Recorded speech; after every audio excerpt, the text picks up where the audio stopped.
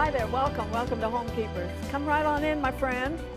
So glad to be here with you today and so glad you are there. It's going to be a good program because I'm going to interview an author, and I love to do that because you got a lot of content when you have an author. And I'm glad to welcome to the program Diogo Esteves. And this book is hot. I mean, hot off the press. I just now got it myself. I had a galley to read it, so I know what's in it. But it's a brand new book called The Journey of a Kingsman. And I think that's what we all want, isn't it? That special journey. And it encompasses so many things, and he will tell us about it. And I'm going to see for the first time myself, because Stephanie had Brandy in, and they did what they call chalk couture. And it sounds so very, very interesting and something that you can do at home. We like to bring you a craft every once in a while. I hope it's not a lost art in the United States. And so we're going to show you that. But let me tell you first that we are viewer supported. And you can contact us with the 800 number, 1-800-229-0059, or write to us at Box 6922, Clearwater, Florida, 33758. We so appreciate everything we hear from you. We appreciate your comments, your sweet, sweet notes, and your contributions, and God bless you for them. Okay, now let's go see what Stephanie has done and maybe get a good idea for something you can do in your own home, maybe with your own children. Take a look. It's another fun day at Homekeepers. We've brought Brandy back because she has all these amazing products, all these amazing things that you can make, that you can keep, that you can give. Just a million different ideas. I'm just so excited. We have all kinds of things here to show you, all the different things you can make with one stencil. Yep, so one transfer, that's it. She's going to tell you about her company, she's going to tell you about her product, and then we're going to make something. Okay. So tell me. So I'm Maker Made Co. I also use Chalk Couture products to make my own. Say that slow. Chalk Couture. Okay, Chalk Couture. Yes. I make my own finished goods and sell them, and then also make bundles and put things together for makers like you who can purchase them and make your own stuff at home. So it's so easy, so fast to use, and I'm going to show you today how you can use a transfer to do a wooden tray. And the bundle's what I'm so excited about, because I don't want to have to go to the craft store and pick out each little single thing. I just want you to give me stuff, and then I will can do take it that. home and make it. I will do that. So what are we making today? Okay, so we are using the Be Humble and Kind transfer here today, and you can see I have across the table. This is using one transfer and all of the different surfaces that you can use using our paste and our inks. So it's so easy. Affordable. People, you know me. I'm frugal. I'm so frugal. You know, every penny counts for me, and this is affordable. It is. And you can use them many times, and you're not wasting stuff. Yep, it's a silk screen transfer that you can get 8 to 10 uses out of one time. So, I mean, just the possibilities are endless. So you would just peel off the backing, and if you're using it for the first time, it's a good idea to fuzz the back, just because you don't want it sticking. It's okay if it does not fit your surface entirely. You just make sure it folds up right into there, and maybe just don't go all the way to the corners. We're just going to put a little side border here. Now I'm going to mix it up a little bit and use some inks and paste together on the same project. Just because I can, and I love the shimmer of our inks. We do have a gold, a copper, and a silver. So I'm going to take this honeycomb design, and I have some gold ink, and you just take a little bit right there on your squeegee, and you spread it around, getting a nice thin layer, okay? And you just kind of squeegee it right off as you're going. And the cool thing, you can save all of the extra that you have, so you're not wasting anything. You just scrape it right off in there, and it's good to go. You take your transfer, you peel it back, and you have a nice shimmer. That's simple. Yep. Now we're going to go ahead and do, if you want to peel the bee, you can work on the bee. We might as well work together, right? Okay. Teamwork makes the dream work. Yes, I already have a few gifts in mind that I want to do.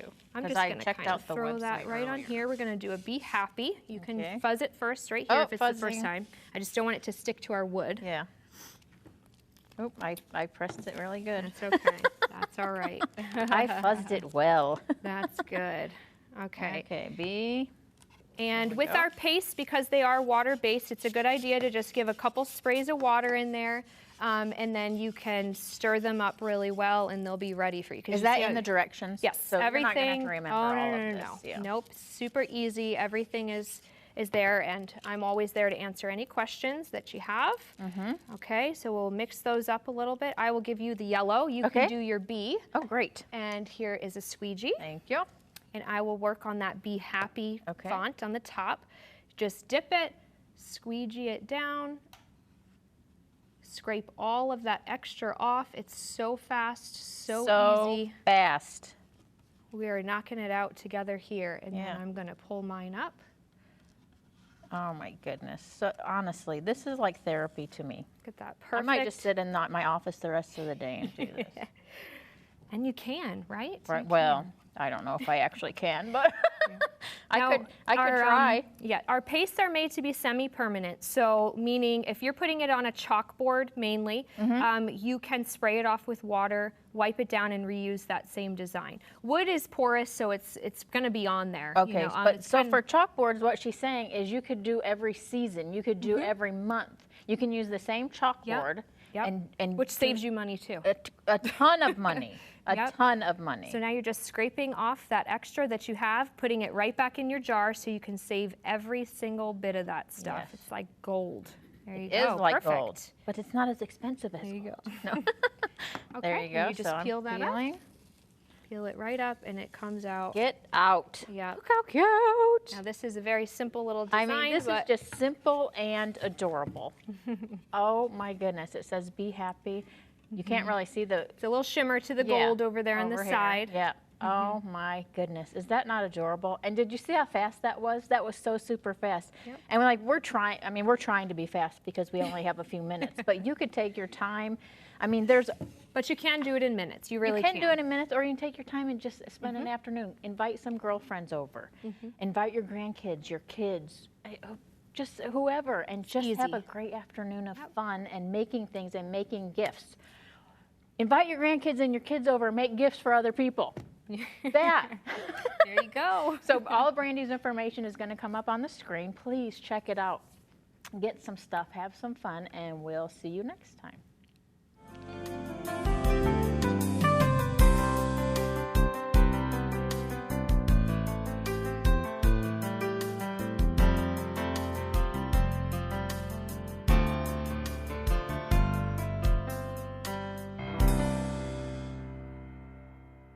I am very happy to welcome to the show Diogo Esteves, and he started his life in Brazil, and I'm glad you've come to America. Welcome. Thank you so Welcome much. to It's a pleasure to be Homekeepers. here. I want to tell you something. As I mentioned at the top of the show, all I had was kind of a galley of the book, and I've done hundreds of books. This is the most beautiful book I've ever done. Now, if you don't want to read it, you ought to buy it anyway. And I'm amazed at how it's laid out and the way it makes it easier to read. So congratulations. you. I think this is a real step up.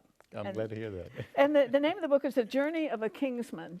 And it takes you through so many subjects that are important to your life. So I want to start out hearing your story, because all of these things you've learned the hard way. Yes. in many of them anyway. What was it like being born and growing up in Brazil? It was a lot of fun. Brazil is a beautiful place. Obviously, like I was telling you earlier, every place has got its own thing. So some places have earthquakes and other places have hurricanes. We have politicians. But other than that, it's a beautiful country. Kind of the same thing. Exactly. Now, when you come to America as you did, is it that I'm seeking a better life? Is that really what America means to the rest of the world, you think? Exactly. Well, we look at America as the place that actually worked out, right? And so Brazil is a beautiful country, but it seems like the more you work, the more behind you get. So you can never make ends meet or anything like that, with the exception of a few people as well. But if you're looking for a better life, then the U.S. is definitely the place to be. There's no doubt about that. I pray it stays that way. Absolutely. I think of the scripture, as long as he sought the Lord caused him to prosper. And I think America's in a flux right now that if we completely lose the spiritual moorings, we're like any other country. I agree. So, now you kind of at the front of the book, I look at you, such a successful a very handsome young man, and you got a beautiful wife here with you, 2 children, kind of the American dream, but you came that close to suicide. How in the world did that happen? You appear to have everything that people are working for. Yeah, that's what it seemed like at the time. You know, I wasn't really sure what. Growing up, I was shown that success looked like something specific, and that's what I seek for all my life.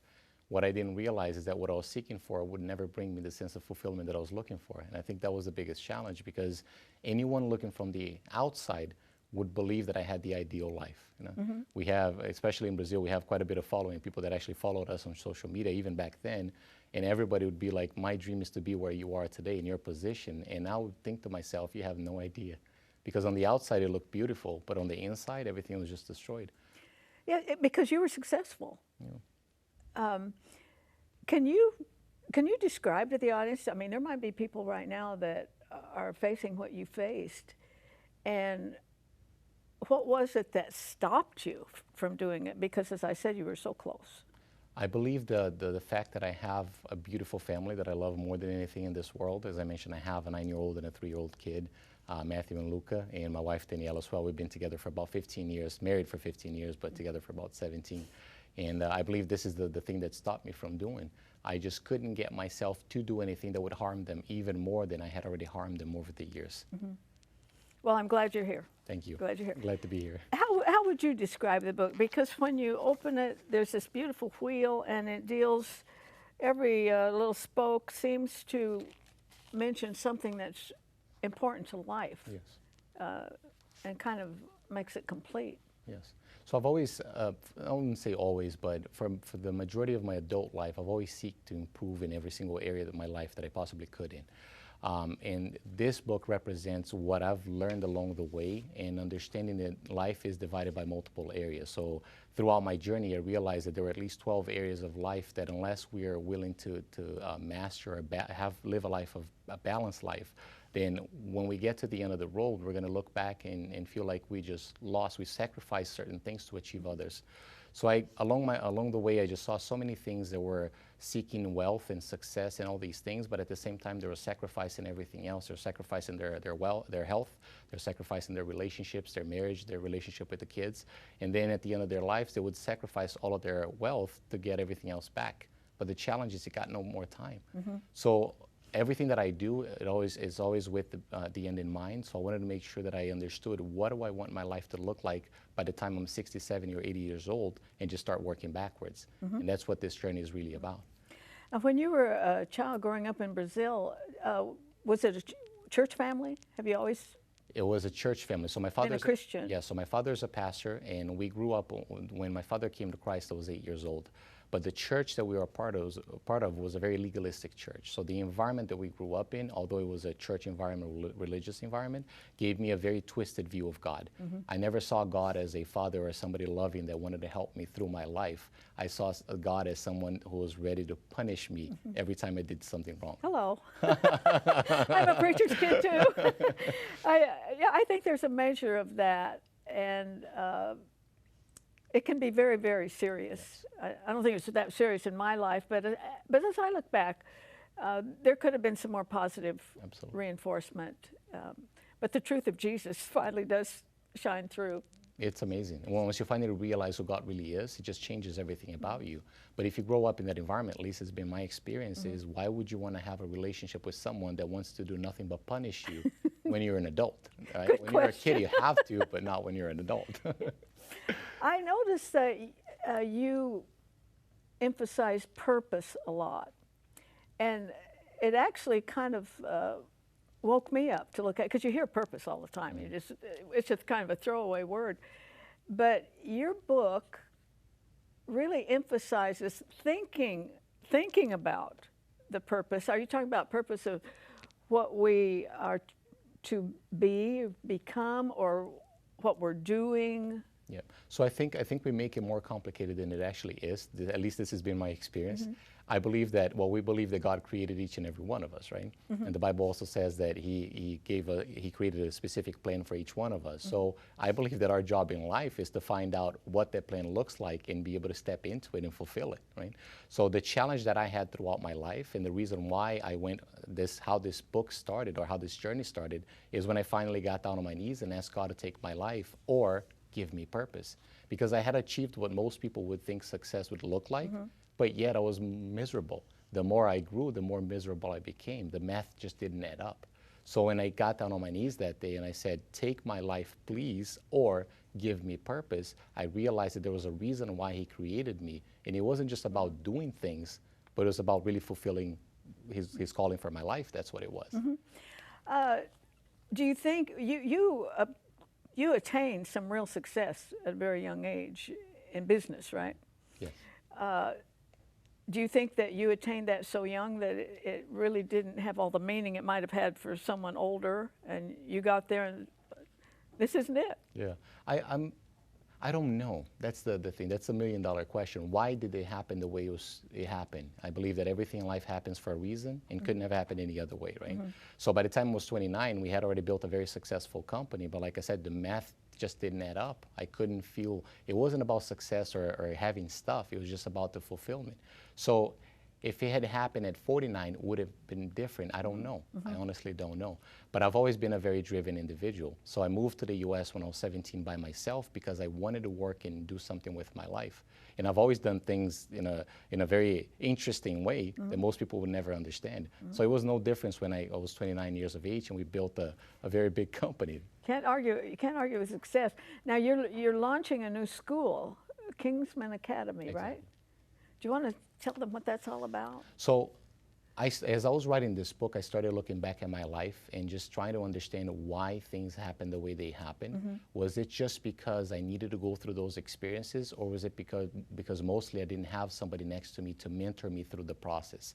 And I believe that a lot of the things that happened in my life were because of the lack of mentorship. And I wanted to find a way to be able to bring like-minded individuals that maybe are going through something similar, that have no idea where to run or where to go, to have mentors speak over their lives and help them in any way, shape, or form. The biggest change in my life came when a mentor from Texas, Larry Titus, was introduced to me, and that really changed everything. So I realized the power of mentorship, the power that mentorship has in somebody's life, and I wanted to develop an environment where people could plug in. And this is one way they can do it. The website is on the screen. We're going to leave it up for the rest of the program. I encourage you to write it down, and if you've just joined me, I'm talking to Diogo Esteves, and the book, brand new. This is one of the first or second books? Second book, yes. As I mentioned earlier, it is the most beautiful book and easy, because of the way it's laid out, easy to read. I want to congratulate you on that. You used a term that caught my eye, because I think it's very true. Never heard it before, though, the grief of failure. Yeah. I think people do grieve over their failures and hate themselves and really have a hard time picking up and going on. How do you describe it, really? Some people just say, you know, pick up and go on, but is there a time there to really grieve it and let it go? Yeah, I think there's a time for everything. This is one of the things that Solomon said that. Yes, absolutely, and I have that on the book as well, the entire chapter, because that was one of the hardest things for me to understand. When I was with Larry, like I said, I spent 30 days at his home. The one thing that he would tell me all the time is just, Diogo, relax. He would just kind of do this and relax. You've never learned how to relax. Why? Because everything happens when it's supposed to happen. And I think it's just, there's a season for everything. When I look back at the entire journey, especially this last couple of years, I couldn't have planned it all. If I had planned it, it wouldn't have worked out as well. But because I was just willing to be obedient, everything happened the way it was supposed to. So I believe timing is just crucial. But in the grief of failure and the grief of success are very, very, they're more connected than you would think, because a lot of people think it's hard to deal with failure, but it's a lot harder to deal with success. So you would use the word grief there? Yes. As well? Oh, absolutely. And the success. Yeah. All right. Now, you also talk about the blame game, and I think we live in a society now that, oh, the victimhood. I just want to scream sometimes. Get over yourself, for heaven's sakes. And the lack of taking responsibility and the fact that everybody gets a trophy, we're really in a very sick social cycle. And part of that is blaming other people in a situation. Did you do that? Oh, absolutely. Did you? All the time. Who'd you blame? Everything and everyone. Mothers usually get Oh, blamed. absolutely. My parents, my business partners, my friends, everybody around me. And that was the craziest thing, because I didn't realize at the time that all the enemy was trying to do is just get to me by myself. So if I'm blaming other people and I'm destroying the relationships that I have, all of a sudden, I'm all by myself. And he's got you. And he's got me. And that's what I didn't realize at the time that I can clearly see it today. I think you're talking to people right now who could identify with that. It's the easiest thing to do, is to blame. Now, was there a moment when you thought, hey, this isn't working? Yeah. I'm not going to blame myself anymore. Yes, when I finally got down on my knees and I said, listen, I'm done. I don't even care what happens going forward. Just guide me. That was the moment that I said, you know, the way I've been living isn't working, clearly. On the outside, people think it's working. But I'm not happy, I'm not fulfilled, I'm not excited. So whatever it is that you have to do with my life, do it, and I'll just follow. That's exactly what I said. You know, what you described there is one of the most important words in a Christian vocabulary, and that's surrender. Yeah. That's huge. And once people do that, as you did, then things can begin to happen. They change. I think we have to do that first. We do. Yeah. You are a lot into self-improvement, which no one can argue with that. But also, you expressed earlier that a man, and his name is Larry Titus, and his wife Debbie has been on this show. A wonderful lady. And it's really unusual that he just said, okay, I want to take you in and help you. So the point is that everybody needs to be mentored. It's all the way through the Bible, and I think it's lacking in the United States today. For one thing, all the fatherless homes. Yes. That's usually where a lot of the mentoring comes from. Absolutely. Was there a moment with Larry that that just clicked, that somebody cares this much, and I'm going to take what he's telling me and run with it? Oh, absolutely. Because that's what I've been seeking the entire time. You know, whether it was through books or seminars or anything at all, I was just seeking for someone that I could follow. That's all I needed. Somebody that had been there before that could teach me and just guide me along the way.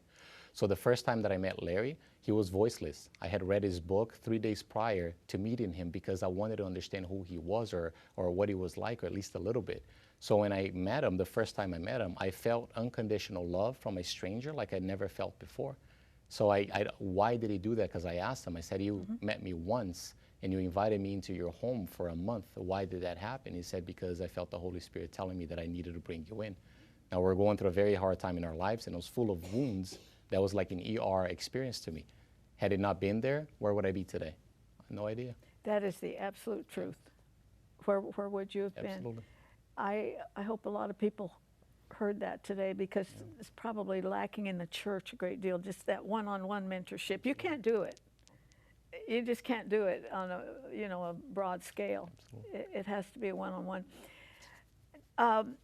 Also, in this book, he talks about just about every part of your life, and we're about to run out of time, but you talk about finances. Now, your business basically is in finances, from several real estate and what else? Insurance, investments, credit, and the debt portion as well. Anything related to money, as far as managing, planning, strategizing, and things like that. What's the biggest mistake that most Americans make when it comes to money? The biggest mistake, I would say, they believe that they don't make enough money.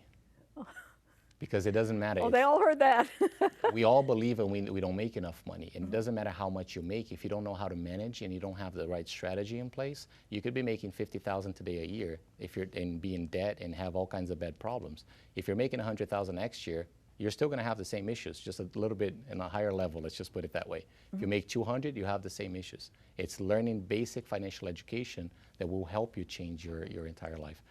Did you learn this? We're almost out of time, but did you learn this with the nuts and bolts, like in your own family? Exactly. My father's always been good with his money, so he's been teaching me since I was a very young child. 17-year-olds. When I was 17, I started my retirement fund, just to give you an idea. Oh, that tells us a lot. I said he'd like to have you for sure. And let me again emphasize the book, Journey of a Kingsman, and I think that's what we all want to be. Now, I don't know when I've had a guest that just covered so much information, so I hope you got that website and that you'll get the book. I'm sure you can get it on Amazon and all those places. But right now, stay with me. I have a couple things to say before we have to say goodbye.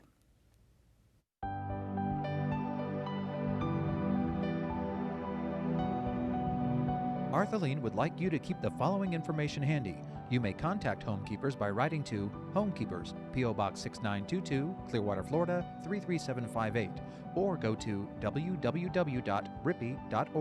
Remember, we always enjoy hearing from our viewers, and we thank you for your support.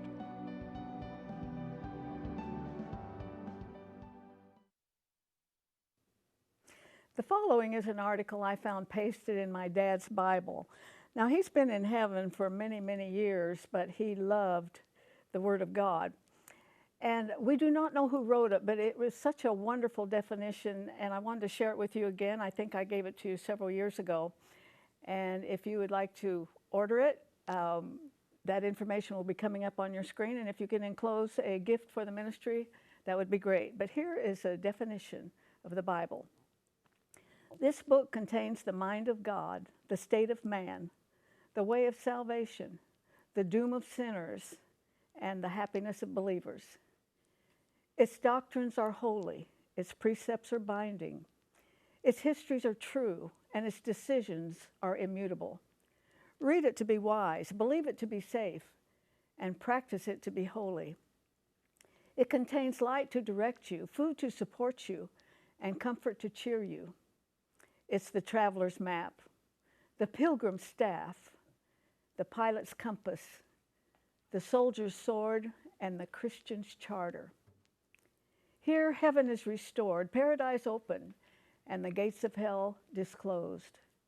Christ is the grand subject, our good its design, and the glory of God its end.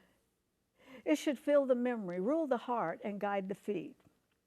Read it slowly, frequently, and prayerfully. It is a mine of wealth, a paradise of glory, and a river of pleasure. It is given you in life, will be open at the judgment, and be remembered forever. It involves the highest responsibility, rewards the greatest labor, and condemns all who trifle with its holy contents. Think about that, my friend, and if you'd like to order it, the information is there. And please join me next time, remembering there's no higher calling than that of a homekeeper. God bless you. If you should miss a Homekeepers program, you can catch up by going to www.ctnonline.com. Click on CTN Programs and then on Homekeepers.